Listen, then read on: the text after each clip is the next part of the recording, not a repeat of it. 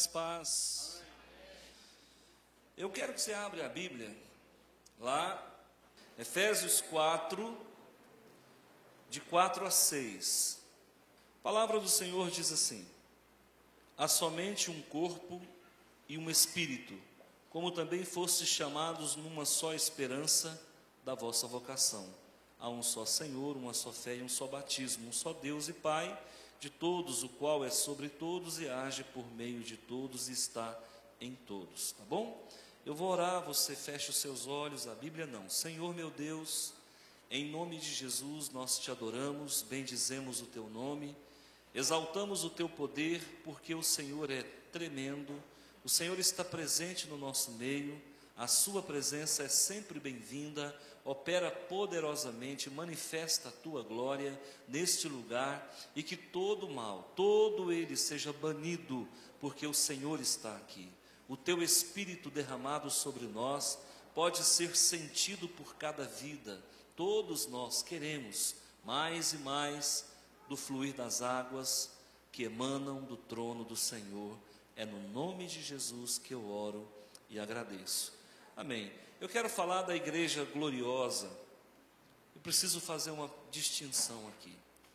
Existem dois tipos de igreja. Uma igreja que vai subir e uma igreja que não vai subir. Vamos lá, existem dois tipos de igreja. Uma igreja que sobe para Deus e uma igreja que permanece na terra. Quem é a igreja que sobe para Deus? A igreja gloriosa. A igreja gloriosa é a noiva, é a que vai ser arrebatada, é aquela que o Senhor Jesus escolheu para estar ceando com Ele nas bodas do Cordeiro. É a igreja que será galardoada. A igreja gloriosa, ela não é uma associação com CNPJ. A igreja gloriosa, ela não é uma placa institucional. Ela é uma igreja que nós então chamamos de corpo de Cristo. Alguns teólogos a chamam de igreja universal, igreja gloriosa, corpo vivo de Cristo, igreja triunfante. Pastor, o que é uma igreja? Uma igreja é uma assembleia de crente. Pastor, o que é uma igreja? É uma assembleia dos santos. Na origem da palavra, o que é uma igreja? Eclésia, no grego, significa chamados para fora do eu, chamados para fora do mundo, chamados para fora do pecado, chamados para fora do ostracismo. Qual é a função dessa igreja gloriosa? Preparar o terreno para a volta do Senhor Jesus. Quem é que deve fazer a mídia preparatória, precursora da volta do Messias? A igreja gloriosa. A igreja gloriosa tem a promessa de que as portas do inferno não prevalecerão contra ela. A igreja gloriosa tem a promessa de que o que ligardes na terra será ligado no céu. Esta igreja gloriosa tem a promessa de que onde houver 2 ou 3 pessoas reunidas no nome de Jesus, ali ele estaria. Também tem a promessa de que a igreja gloriosa, tudo aquilo que nós concordarmos um com o outro, o Senhor fará acontecer. A igreja gloriosa, ela é vencedora, ela é invencível, ela é soberana, ela é a que vai morar com Jesus na Nova Jerusalém. Amém? Quem deseja fazer parte dessa igreja? Glórias a Deus. É simples, desse jeito, muito simples. O que eu tenho que pagar para fazer parte desse grupo? Nada. O que eu tenho que vencer? Vencer nós mesmos. Normalmente nós damos muito ibope para o maligno. Mas eu vou dizer para vocês que às vezes nós somos mais perigosos para nós mesmos do que o próprio maligno. Porque a Bíblia fala: quem poderá nos separar do amor de Deus? E se você for olhar, nem anjos, nem potestades, nem principados, nem coisa nenhuma do presente ou do porvir, mas não cita nós mesmos. Por quê? Só nós é que podemos nos separar do amor de Deus. Quantas pessoas, gente, não querem Deus? E por conta disso, escolhem aprender pelo caminho mais difícil. Alguns dias atrás, um irmão me fala: pastor, o fulano de tal fez isso, isso e isso, e agora está sofrendo. Eu disse para ele: escolheu aprender pelo caminho mais difícil. Por que eu tenho que ir em Cuiabá para chegar em Goiânia? Não precisa. Por que eu tenho que ir em Itumbiara para chegar em Goiânia? Não precisa. Por que eu preciso ir a Iporá para chegar em Goiânia? Traça uma linha reta daqui para lá, BR-060, e você vai chegar muito mais rápido. O que nós temos visto? Pessoas que estão querendo ir para Deus, achando que todos os caminhos levam a Deus. Esse ditado é romano. Todos os caminhos levam a Roma. Isso era um ditado que se falava há 1500 anos atrás. Por quê? Porque Roma era a capital do mundo. Então, esse orgulho de ser romano levaram os romanos a criar esse jargão: todos os caminhos levam a Roma. Mas nem todos os caminhos levam a... Porque há somente um mediador entre Deus e os homens, Jesus Cristo, o homem. Jesus disse: eu sou o caminho, a verdade e a vida, ninguém vem ao Pai se não for por mim. Religião não garante salvo-conduto para ninguém. As pessoas acham que o importante é ter uma religião, balela, conversa fiada. Religião às vezes atrapalha, quando ela não é séria, quando ela não é uma religião focada na pessoa, na centralidade de Cristo. Então, a religião, ela pode ser uma assessoria importante, mas ela não é a mola propulsora da salvação. Quem é a mola propulsora? Ele, Jesus, o nosso Senhor. A salvação está nele, não está na Maria. E quem é que deve falar isso para o mundo? Nós. Anjo do céu não vai descer para falar de Jesus. Cabe a mim e cabe a você quebrar os paradigmas da zona de conforto, sair dessa preguiça gospel que muitas vezes incomoda e influencia as pessoas e pregar o Evangelho. Não tem como pregar o Evangelho sem falar do amor de Deus. Não tem como pregar o Evangelho sem falar da morte e ressurreição. Não tem como pregar o Evangelho sem falar da volta de Jesus. E não tem como pregar o Evangelho sem falar do arrebatamento da igreja. Pastor, o que não é igreja? Simples. Um clube de final de semana não é igreja. O que não é igreja? Uma casa de massagens não é igreja. Um ponto de encontro não é igreja. Nós precisamos estar na igreja, e igreja não é isso. Pastor, o que é a igreja? Agora eu vou dizer para você, preste muita atenção. A igreja gloriosa, a igreja vencedora, precisa estar ancorada sobre a rocha que é Cristo, e precisa estar guardada pelo amor de Deus, pela graça. É por isso que a palavra de Deus diz que somos salvos pela fé, mediante a graça, e isso não vem de nós, é dom de Deus, para que não nos gloriemos. Efésios 2:8.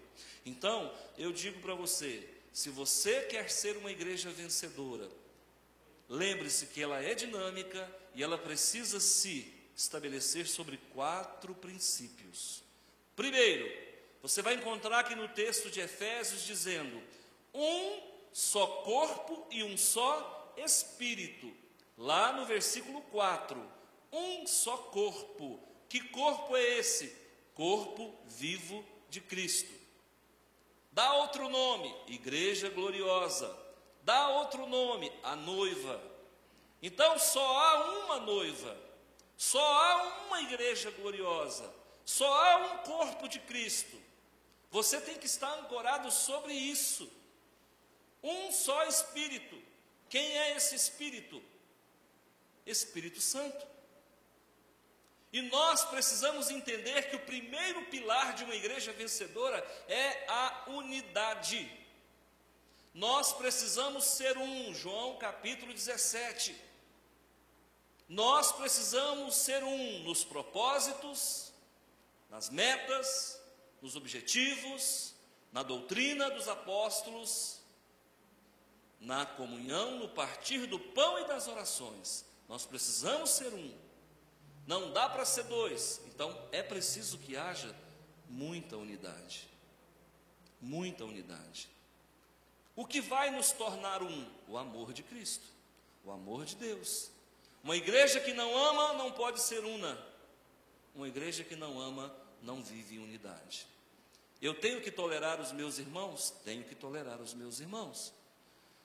A própria palavra de Deus diz: a uns amai, a outros evitai, e a outros tolerai. Tem gente que a gente tem que evitar, mas essa pessoa que nós temos que evitar não é a igreja. São as pessoas ímpias que andam segundo os conselhos dos ímpios. Esse nós devemos evitar. Alguns irmãos nós vamos ter que tolerar. Se não der para amá-lo, pelo menos tolere ele. E alguns irmãos, ou a maioria deles, nós vamos ter que amar, aprender a amar. Ok? Qual é o primeiro pilar de uma igreja gloriosa? Unidade. Você é um com seu irmão? O que nós temos? Nós temos, às vezes, muitas igrejas dentro da mesma igreja. Eu tenho observado que alguns irmãos vêm na quinta, não vêm no domingo. Ele é a igreja da quinta. Tem irmãos que vêm no culto das 5 e só no culto das 5. Ele é o irmão do culto das 5. Tem irmãos que não vêm na escola dominical. Ele é o irmão que não vem na escola dominical. Quantas igrejas eu tenho? E aí, é possível mudar esse quadro, sim ou não? Então me ajuda. Vamos mudar isso aí. Ok? Você vai sair daqui não como maratonista. A igreja precisa ter unidade. Sem unidade não há qualidade, sem unidade não há vida, não há vitória. O que nós temos visto aí? Algumas pessoas descobriram que se sindicalizando ganham força. Então hoje a gente já tem sindicato disso, daquilo e daquilo outro. As religiões afro já têm o seu sindicato. Para quê? Para ficar forte. Aqueles que são homoafetivos já têm o seu sindicato. Para quê? Para ficar forte. Só que quem inventou isso não foi o mundo, quem inventou isso foi Deus, quando Ele disse que nós devemos ser um. Pode até não ser sindicato, mas é a unidade que nos torna imbatíveis em Cristo Jesus. Segundo pilar dessa igreja, um só Senhor. A quantos Deus você serve? Você serve a Yahvé? Você serve a Alá? Você serve a Buda? Você serve a Shiva? Você serve a quem? Qual é o Deus que você serve? A Bíblia diz que nós não podemos servir a Deus e a Mamon. Então, para muita gente, o Deus é Mamon. Mamon é o mundo. O mundo, as coisas que há no mundo, têm sido deuses para muita gente. Quando você troca o culto de domingo por uma festividade qualquer, Mamon. Quando você deixa de vir à igreja ou a ceia, você não valoriza a ceia. Existem outras prioridades na sua vida, isso tem nome, pode ser Mamon. Quando você está fora da comunidade que você congrega, como é que você se comporta? Como você age? Você age como aqueles que... Você age como quando você estava na comunidade, ou você tem um comportamento diferente? A psicologia fala que as pessoas têm reações diferentes dependendo do meio em que ela se encontra. Se eu tenho essa postura de ser diferente em relação ao meio que eu me encontro, eu estou mais para camaleão do que para cristão. Porque o cristão, ele deve ter comportamento igual em qualquer meio. Um só Senhor. Um só Senhor. Quem é o nosso Deus? E a palavra aqui é grega, Kyrios, Senhor com S maiúsculo, Kyrios. Quem é o nosso Senhor? Jesus Cristo. Quem é Jesus? O Filho de Deus. Quem é Jesus? O Messias. Quem é Ele? Jesus é o Cordeiro de Deus que tira o pecado do mundo. Se tem alguém que pode abrir as portas do céu para você, é Ele. Então Ele é o teu Senhor. Crede no Pai, credes em Deus, crede também em mim. Não tem como ir para a glória, morar com o Pai, se você não conhecer o Filho. Como é que eu posso conhecer a Deus? Conhecendo o Filho. Mestre, mostra-nos o Pai. Estou contigo há tanto tempo, Filipe. Como dizes, mostra-me o Pai. Eu e o Pai somos um. Quem é o teu Deus? O meu Deus é Ele. No princípio era o Verbo estava com Deus, e o Verbo era Deus. Jesus é Deus. A palavra de Deus também diz que é uma só fé e um só batismo. Então eu tenho o primeiro pilar, unidade. Segundo pilar, adoração. Terceiro pilar, um testemunho vivo. Eu devo testemunhar da fé que eu tenho e o batismo que eu tenho. O que nos iguala? Primeiro, a fé. Em quem você crê? Como foi o seu batismo?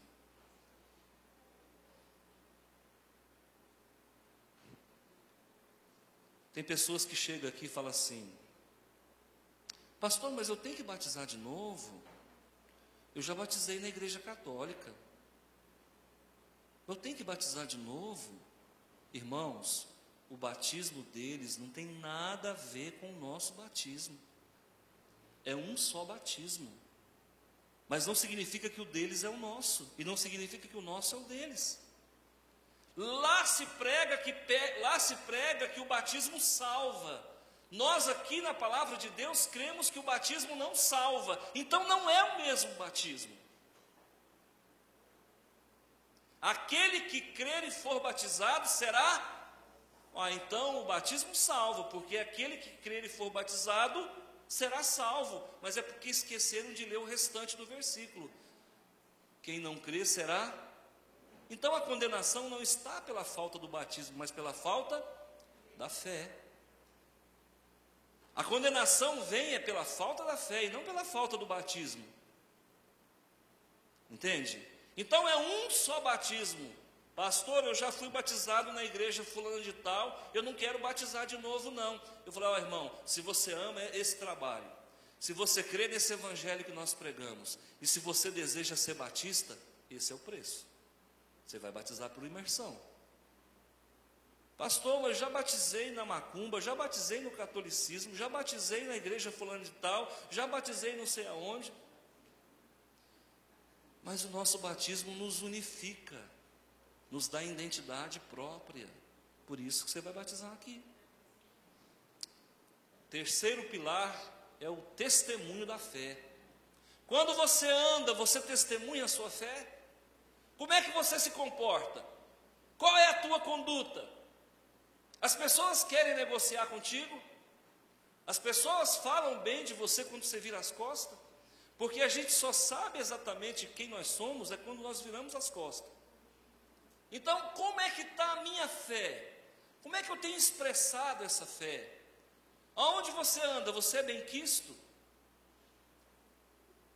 Então, A gente tem que olhar isso, porque muitas vezes estamos prestando um desserviço a Deus. Há tempos atrás, um casal se desentendeu, e esse desentendimento não foi aqui em Rio Verde, tá? E esse desentendimento se tornou conhecido dos vizinhos. Primeira oportunidade que eu tive, falei, que vergonha,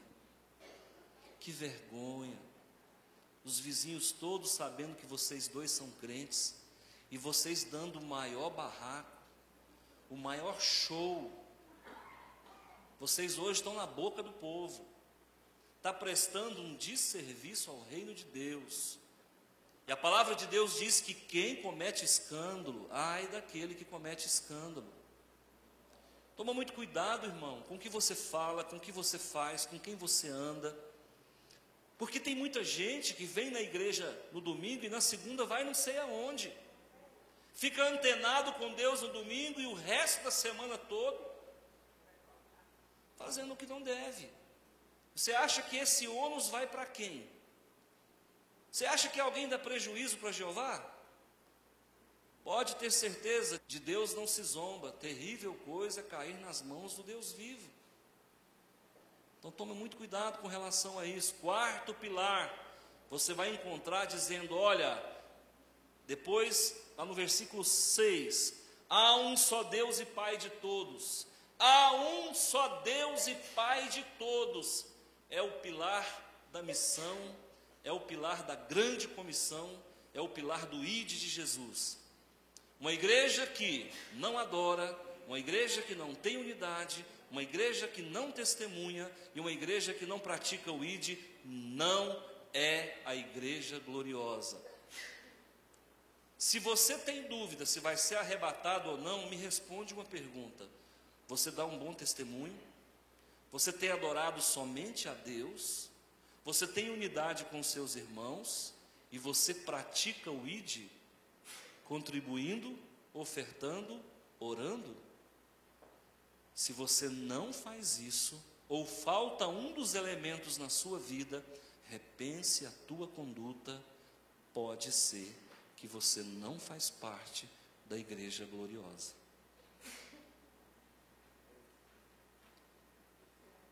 O que eu devo fazer, pastor? Entrar na fila dos que vão subir, dos que serão arrebatados. Amém? Podemos guardar essa palavra no coração?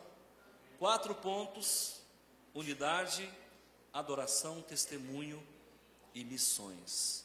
E a grande comissão, ou também o ide. Amém?